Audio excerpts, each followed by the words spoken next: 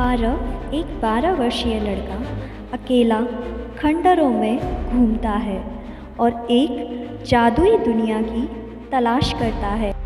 उसका मन हमेशा यथार्थ से परे किसी नई दुनिया की तलाश में रहता है और वह सोचता है, काश मुझे कोई जादू की ऐसी दुनिया मिल जाए जहाँ सब कुछ संभव हो। बारिश के दौरान आरव एक झाड़ी के पीछे खड़े लकड़ी के दरवाजे को देखता है जो हवा में रोशनी बिखेर रहा होता है।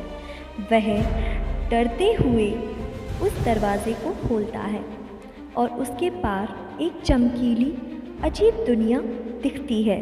आरव जब दरवाजे के उस पार जाता है तो उसे एक नई और जादुई दुनिया दिखाई देती है। सुनहरा आसमान, नीले पेड़ और तैरते हुए फूल। यहीं उसकी मुलाकात टिंकू से होती है। टिंकू बताता है कि स्वप्न लोक का इच्छा रत्न एक दुष्ट जादूगर मोरवेन ने चुरा लिया है। बिना रत्न के स्वप्न लोक मर रहा है। आरव को चुना गया है क्योंकि उसका दिल सच्चा और साहसी है। आरव इस कार्य के लिए राजी हो जाता है। आरव और टिंकू एक घाटी में पहुंचते हैं जहां बादल पहेली पूछते हैं, सबसे बड़ी शक्ति क्या है? आरव जवाब देता है, उम्मीद।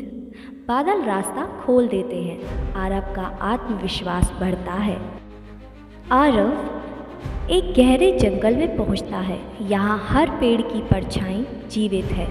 आरव की अपनी परछाई उससे कहती है कि तू कभी सफल नहीं होगा। आरव कहता है, मैं अपने डर से नहीं, अपने इरादों से चलता हूँ। जंगल शांत हो जाता है और रास्ता खुलता है। मोरवेन आरव को चुनौती देता है, अगर रत्न चाहिए तो अपना सबसे कीमती एहसास त्याग दो। आरव कहता है, माँ का प्यार मेरा सबसे कीमती एहसास है।